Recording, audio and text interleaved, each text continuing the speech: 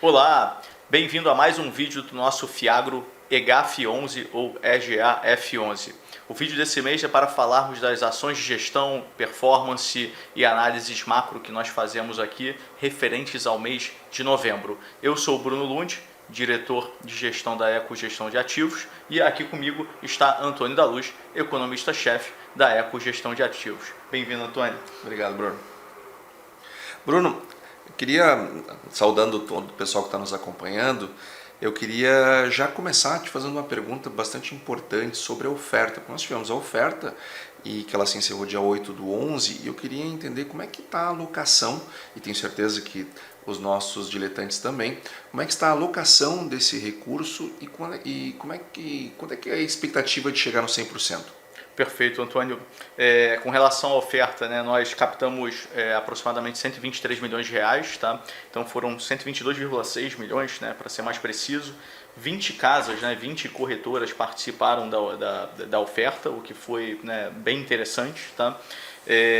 Basicamente, né, desses 123 milhões, nós já alocamos 94 milhões, praticamente 80%, tá, da oferta já está alocado nesta data que nós falamos para você, e nossa expectativa é chegar a 100% até o fim de dezembro. A gente já tem aqui preparado mais três ativos para trazer para o fundo, que com esses 3 ativos a gente elevaria esses 80% da alocação para 100% da alocação, e com isso a gente estaria integralmente alocado antes, tá, do fim de dezembro. Tá? Então isso que eu acho que é importante falar aí com relação à oferta. Além disso, né, basicamente também encerramos a oferta ali no dia 8, algo que sempre me perguntam com relação ao prorata e com relação a quando os recibos são convertidos, né, em cotas, tá? Na data que nós estamos aqui gravando esse vídeo, isso já ocorreu. Na verdade, os recibos foram convertidos em cota no dia de ontem. Estamos aqui no dia 15 de novembro, então no dia no dia 14 de dezembro, tá? Então eles foram convertidos e foi pago também prorratas, né? Ou seja, quem entrou no direito de preferência e quem entrou no período de reserva, que foi no dia 7 de novembro, né, já receberam os seus respectivos prorratas e já tiveram os seus recibos, né, tanto o EGAF13 quanto o EGAF15, né, já convertidos para EGAF11. Então você não enxerga mais na sua custódia EGAF13 e EGAF15 que você enxergava até o dia 14 de dezembro e passa a enxergar agora EGAF11. E o quanto foi pago? Né, basicamente pagamos 90 centavos aí para quem detinha EGAF13 e 72 centavos para quem detinha EGAF15. Só para explicar por que essa diferença, basicamente como o direito de preferência encerrou no dia 27 de novembro, a gente, né, acumula resultado do dia 27, né, do dia 27 de outubro, desculpa, até, né, o fim de novembro para fazer a conta desse prorata, ao passo que quem entrou no EGAF15, quem entrou no período normal da oferta, né, ele entrou no dia 7 de novembro e aí nós acruamos, né, resultado entre o dia 7 de novembro até o fim de novembro, por isso essa diferença aí entre esses dois pagamentos. Uma vez agora convertido, né, de recibos, né, para cotas, agora é todo mundo igual, todo mundo vai sempre receber o mesmo pagamento, né, que já adiantando, né, o rendimento desse mês foi de R$ 1,20. Mas, Bruno, as novidades não param por aí, né? Nós temos algumas outras questões para serem apresentadas, como a data do anúncio, novos papéis que serão alocados. Conta mais um pouco para o pessoal. Perfeito, Antônio. De novidades, temos duas aqui para compartilhar com vocês, né? Primeiro, o anúncio de rendimentos, né? A gente veio recebendo aí pedidos da gente antecipar esse anúncio de rendimentos, que até hoje a gente fazia no 5º dia útil, tá? E a gente vai antecipar esse anúncio de rendimentos para o 2º dia útil. Então, a partir do 2º dia útil, você já sabe o quanto você vai receber de rendimento. O pagamento continua no 10º dia útil, tá? O pagamento não muda, ele continua no 10º dia útil, né? Que nesse mês, né, inclusive de dezembro, né, competência novembro, foi pago no dia 14, né, de dezembro, né, ele continua no 10º dia útil. Não vamos fazer essa conversão já, né? Basicamente a gente vai falar aqui em mais alguns vídeos para que vocês se acostumem, né, com essa nova data de anúncios, tá? Então, né, em janeiro, né, referente a dezembro, eu ainda vou fazer no 5º dia útil, né, esse anúncio, porém, em fevereiro, referente à competência de janeiro, né, eu já passo a fazer o anúncio ao invés do 5º dia útil, no 2º dia útil, que em fevereiro vai ser dia 2 de fevereiro. Então, em fevereiro vai ser a primeira vez que nós anunciaremos, tá, os rendimentos, tá, no segundo dia útil, não mais no quinto dia útil. Porém, falando novamente, mas os pagamentos continuam no 10º dia útil. Então essa é a primeira novidade aqui, essa antecipação, tá, do anúncio de rendimento. E a segunda novidade é que com esse avanço crescente aí da indústria de fiagros, né, foi criada uma série de novas possibilidades para fiagro, entre elas, né, fiagros FIDICs, né, e até mesmo a indústria de FIDICs, né, e nós, né, adicionamos à nossa tese de investimentos a possibilidade de comprar esses fiagros FIDICs. Na verdade já estava na tese de investimento, né, a gente sempre comprava ativos de tomadores da cadeia de insumos, né, com garantias pulverizadas e subordinação, e onde lê esse ativo de tomadores da cadeia de insumos, né, aquilo pode ser um CRA, né, um certificado de recebível do agronegócio, pode ser até mesmo um CRI voltado, né, para esse tipo de tomador, e pode ser também, né, um fundo voltado para esse tipo de tomador. Então aqui só para esclarecer para vocês, a gente recentemente, né, fez uma aquisição, né, um fiagro FIDIC, né, da Cotribá, essa exposição já está no fundo, né, e só para esclarecer para vocês aqui, continua na mesma tese, nada muda, né, porém a gente tem agora mais possibilidade de ativos, né, para investir nessa tese, né, não só mais por CRAs, CRIs, mas também por fiagros FIDICs e eventualmente FIDICs também, adicionando aqui, né, a possibilidade de ativos, né, mas dentro de novo da mesma tese de investimento, né, são ativos de tomadores da cadeia de insumos, né, com as garantias ali pulverizadas da seção fiduciária de recebíveis, né, dos seus clientes, tá, e com subordinação. Então isso não muda, isso continua igual, por isso a tese de investimentos do fundo não mudou, mas eu tenho agora, né, com o advento da indústria, né, com a modernização da indústria, a gente tem novas possibilidades de ativos e a gente está trazendo isso, nessa modernização, né, para dentro do fundo. Então essa eu diria que é a segunda, né, novidade, né, tese não muda, porém eu tenho um rol de ativos maior agora para investir, nós vamos, né, nos aproveitar disso também, buscando melhor rentabilidade, né, para você, né, ajustado ao risco, né, obviamente. Bacana, Bruno. Isso demonstra que quem manda aqui é o diletante, né? Pediu para baixar a data, vamos buscar papéis dentro da mesma tese que tragam maior rentabilidade. Então, aqui o diletante manda. E falando nisso, como é que está a performance? Como é que foi a performance no mês de novembro? Perfeito, né? Maravilha. Voltando aqui, eu já falei, rendimentos nós pagamos, né, 1,20, né, 1,20, né, que nesse mês foi um pouco menor do que no mês anterior por dois motivos. Tive menos dias úteis, 20 dias úteis ao invés de 21, e Selic está começando a cair, então você vai ver o rendimento caindo um pouco, mas mesmo assim ainda vai ficar numa faixa bastante, né, atrativa. Então, rendimento de 1,20, continuamos pagando CDI mais 4, tá? Então isso não muda, né? Continua CDI mais 4, porém CDI mais 4 agora é um valor, né, um pouco menor, não só pelos dias úteis, como também a queda, né, de Selic, que acaba impactando diretamente, né, o resultado do fundo, que aplica, né, em papéis indexados a CDI, né, CDI+, tá? Do ponto de vista ainda, né, de rendimentos, tá? No acumulado de 23, né, para quem está chegando agora no fundo, né, nós já pagamos R$15, tá, de rendimentos, tá? Então R$15 esse ano, né, com fechamento em novembro, ainda tem mais um mês por vir, né? Então um pagamento, né, bastante, né, expressivo, equivalente a esse CDI mais 4,14, né? Estamos rodando acima da meta, né, que é CDI mais 4, né? No último mês pagamos 4, mas agora, né, ao longo do ano 4,14, então um pouco acima da meta, né? E desde o início nós já pagamos, lembrando que o início foi dia 22 de dezembro de 2021, então temos um ano e 11 meses, tá, de vida, né, do fundo, tá, até aqui, R$32,83, né? Lembrando que a cota inicial de investimentos foi R$100, então basicamente devolvemos um terço de rendimento, né, para o investidor, e em termos de CDI+, é equivalente a CDI mais 4,82%, ou seja, também acima do nosso objetivo ali, de CDI mais 4, né? Então, de rendimentos, né, é isso, tá? Do ponto de vista, né, você me perguntou de performance, né, resultado contábil, tá, do fundo, tá? Basicamente, em novembro a gente fez, né, 1,26%, né, o que equivale a CDI mais 4,39%. Tá?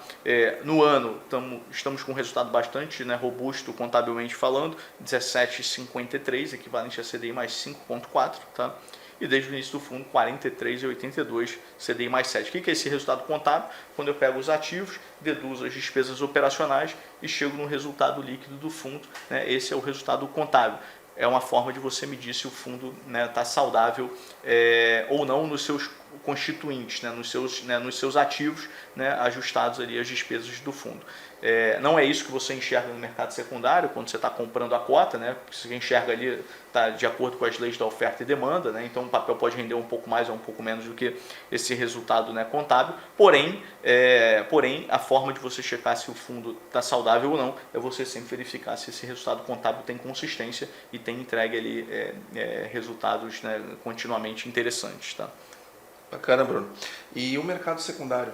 Maravilha, mercado secundário tem estado bastante ativo, né?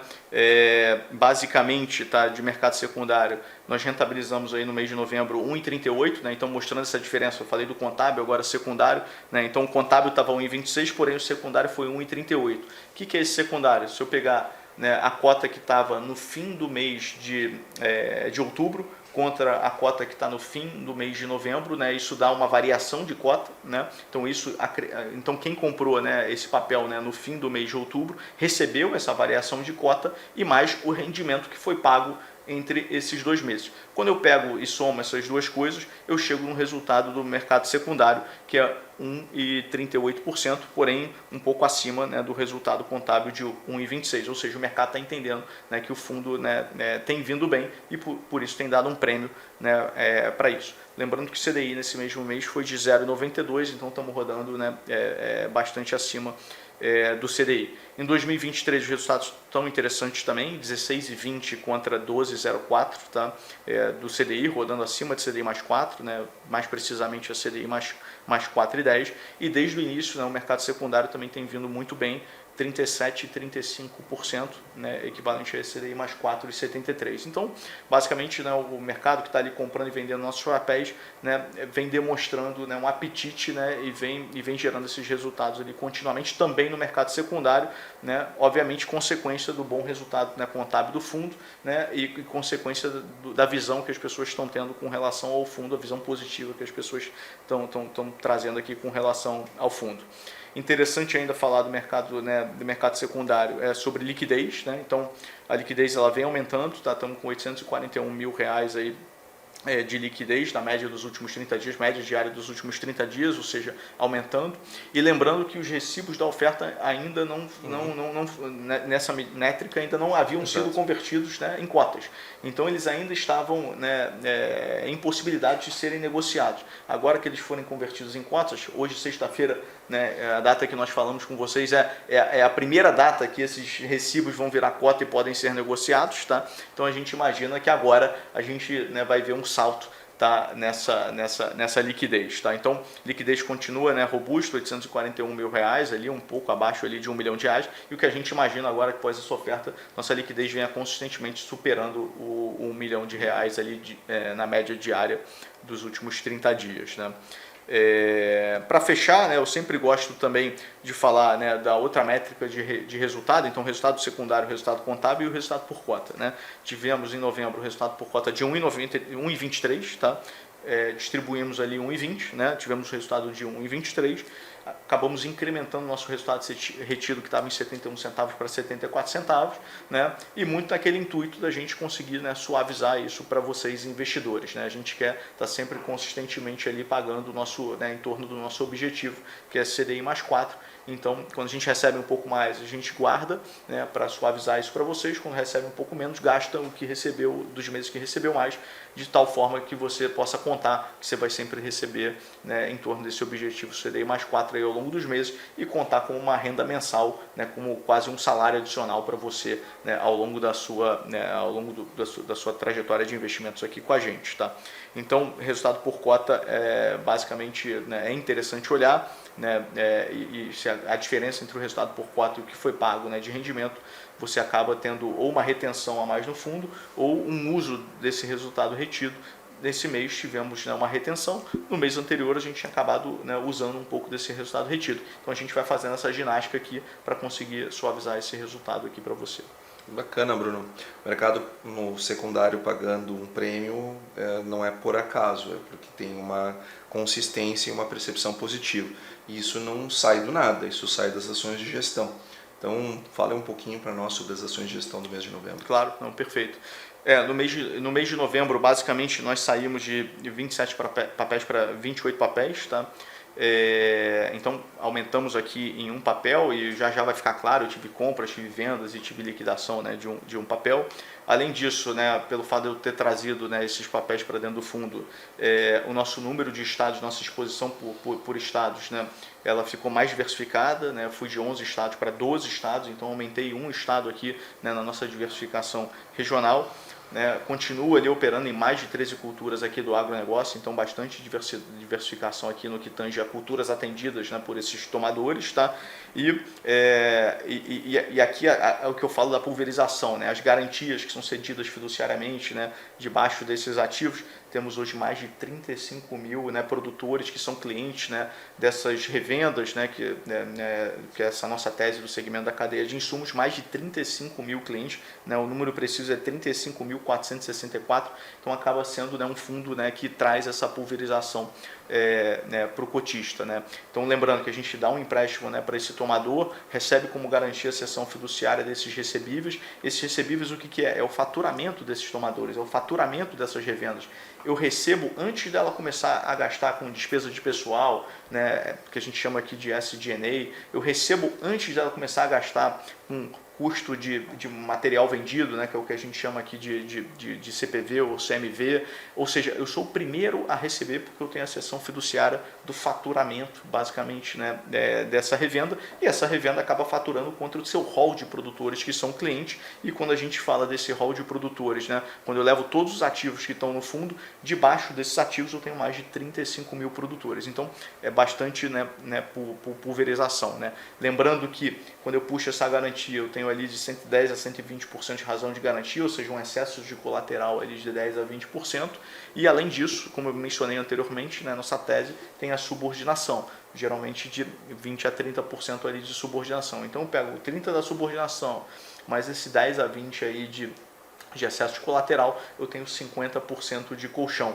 E além disso, tendo essa tese da pulverização, teria que ter, né, um atraso, né, e uma inadimplência muito grande nessas carteiras, né, muito acima do que a gente já viu em vários eventos de cauda que aconteceram, né, no passado, negativos, né, que aconteceram no passado no agro. Né, a gente nunca viu um evento de cauda que derrubasse tantos produtores assim ao mesmo tempo e que consumisse todo esse excesso de colateral, né, os 20% do excesso de colateral e mais os 30% da razão de subordinação. Então, por isso que a gente considera que a nossa tese é uma tese, né, vencedora, é uma tese, né, interessante, é uma tese principalmente segura, né, para você investidor, e por ser um produto estruturado, né, com clientes, né, que a gente conhece a longa data, a gente consegue ter uma rentabilidade, né, interessante, mais interessante que você teria, né, em outros investimentos, né, de mesmo risco. Tá?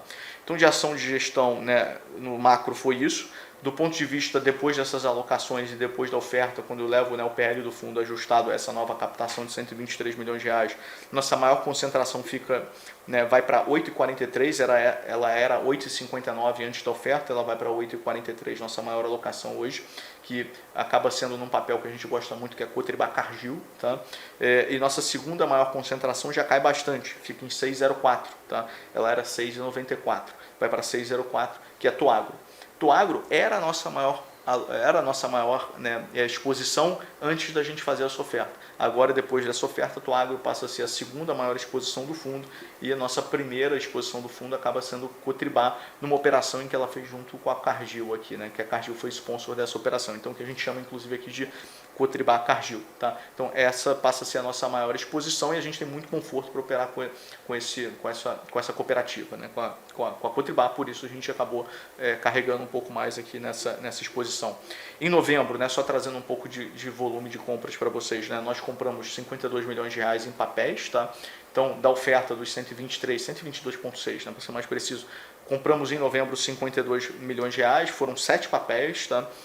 Basicamente desses 7, 5 foram reforços de exposições que já tinham no fundo, e nós iniciamos 2 novas exposições, quais sejam Cotribá Cargill, como eu já havia mencionado para vocês, foram 26 milhões de reais, né, investidos aí num papel que paga CDI mais 4,8, dentro da tese da cadeia de insumos, né, com subordinação, e Casa Fértil, que foram 7,2 milhões de reais, pagando CDI mais 5, também dentro da cadeia de insumos, né, com subordinação, tá, dentro da tese do fundo. Tá. Além disso, né, se eu avançar sobre dezembro, que eu fiz várias compras ali também no início de dezembro, né, então encerrado novembro eu estava com 52 milhões de reais alocados, né, em dezembro eu fiz mais 42 milhões de reais, né, em compras, tá? E aí com isso totalizaram, né, desde o fim da oferta 94 milhões de reais. Então até hoje eu já aloquei 94 milhões de reais, né, após a oferta daqueles 122,6, tá? E eu já tenho um pipeline aqui que dentro de dezembro a gente termina de alocar essa parcela remanescente, né, esses 32, 33 milhões de reais aí remanescentes, né? Eu tenho 3, né, papéis já que eu vou direcionar esses recursos, né, e que eu devo falar para vocês, né, no nosso próximo vídeo quais são esses papéis, né? Então isso foi as compras, né? De vendas, né? Basicamente a gente aproveitou algumas oportunidades para fazer algumas, vendemos 2 milhões de reais aqui, também com compressão de taxa para trazer um pouco mais de resultado para vocês, né, cotistas, né?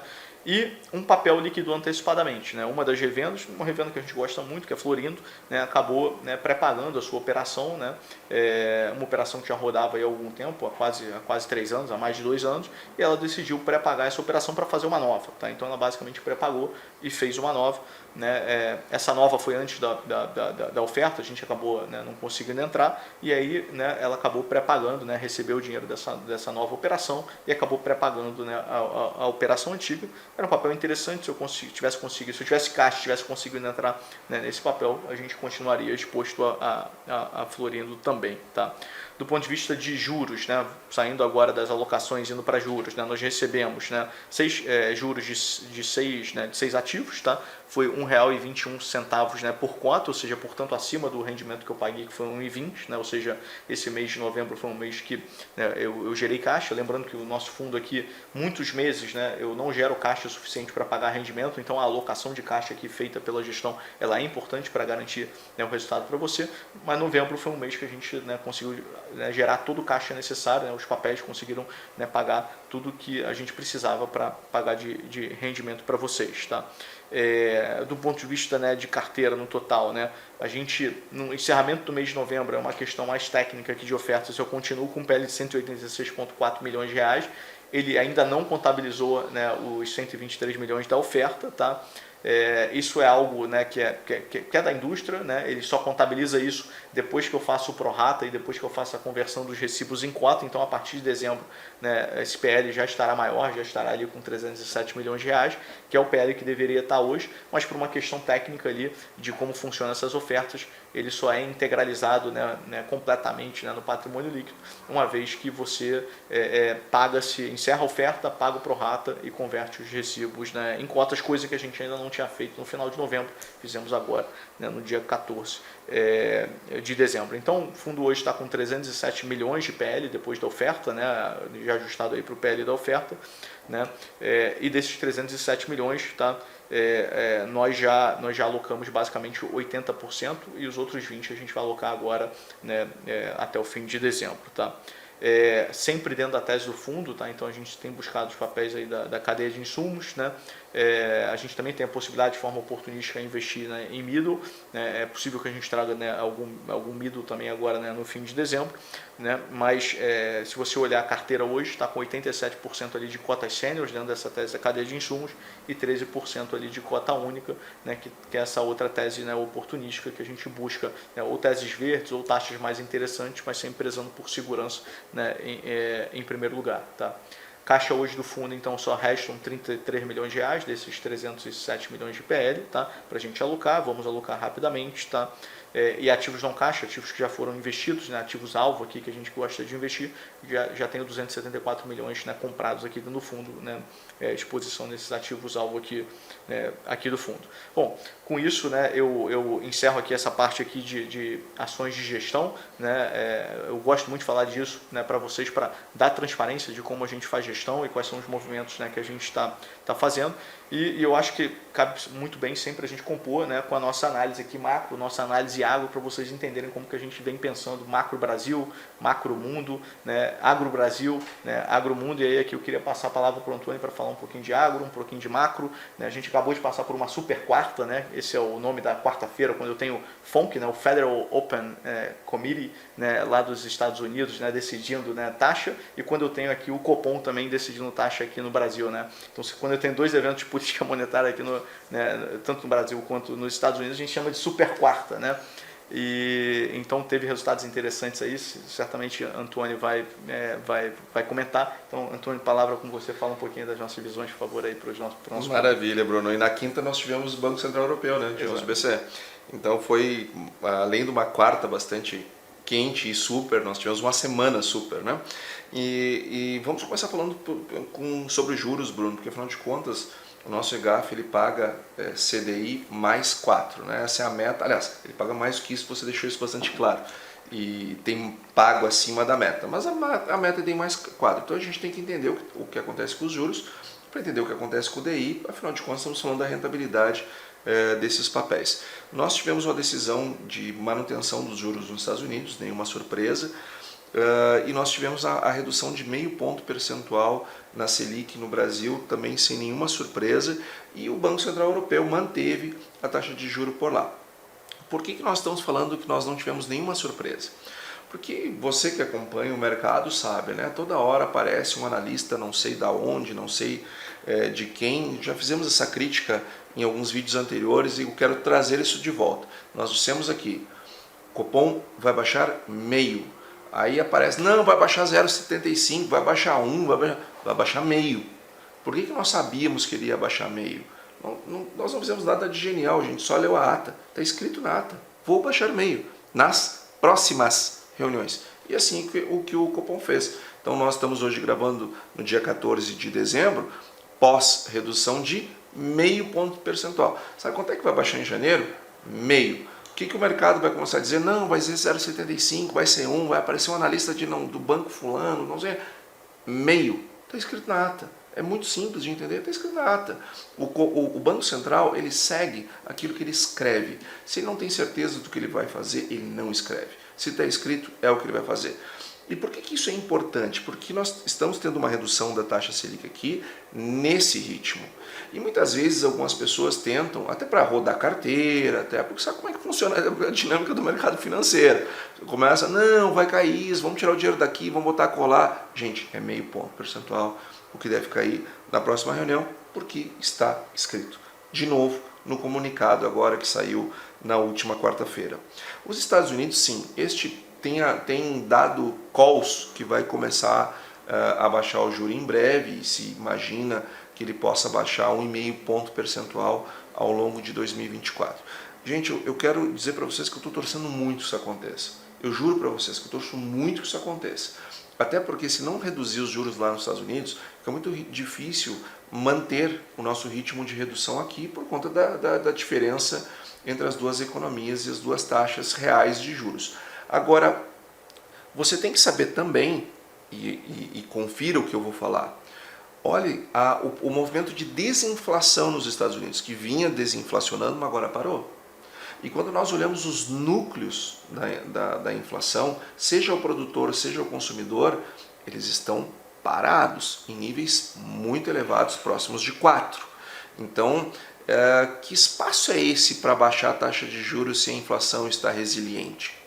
Além do mais, quando nós olhamos as expectativas de inflação, lembra, por que um banco central, uma autoridade monetária, estipula um determinado nível de juros? Ele quer desinflacionar e quer ancorar as expectativas. Esse é o papel dos juros. Só que as expectativas lá nos Estados Unidos estão se desancorando. As expectativas medidas pela Universidade de Michigan não param de subir. Então, que espaço é esse de redução de juros tão competente, tão firme, que vai baixar? Me parece que não há dúvida. Vai. A questão é se vai conseguir sustentar essa redução dos juros sem que haja um processo de reaquecimento da inflação lá nos Estados Unidos. Cenário bem diferente é a União Europeia, a zona do euro. A zona do euro está numa situação bastante diferente. A zona do euro está pronta para começar a reduzir juros, porque o processo de desinflação está bastante consolidado, está apontando para baixo, e as expectativas estão dentro da meta, já pode pensar em baixar juros. Mas veja só, a zona do euro dizendo, não é momento de falar nesse assunto ainda, vamos seguir com firmeza na política monetária. Esse tipo de recado é o que faz a inflação vir para dentro da casa mesmo. Ou seja, Brasil trabalhando direito, zona do euro trabalhando direito, Estados Unidos, por incrível que pareça, nem tanto. Vai baixar juros? Provavelmente o fará. Vai conseguir sustentar um ritmo de juros sem voltar à inflação? Isso nós vamos descobrir ano que vem. Além do mais, nós temos preocupações bem importantes para trazer. Estamos no final do ano, é o momento de discutir isso. Fiscal brasileiro com muitos problemas, mais de 200 bi de déficit nós deveremos ter esse ano. As sinalizações do governo são todas no sentido de não cumprir a meta fiscal que foi criada agora mesmo, neste governo. Já no segundo ano, dizendo, a gente não vai cumprir a meta fiscal que nós mesmos estipulamos.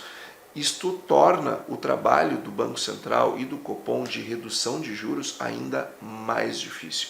Então, precisamos estar bastante atentos aos movimentos fiscais do Brasil, também dos Estados Unidos. Lá nos Estados Unidos, toda hora o governo pedindo para subir o teto da dívida, porque não consegue colocar os gastos do governo americano dentro do teto. Isso é grave, isso é complicado, tem um ano eleitoral aí pela frente.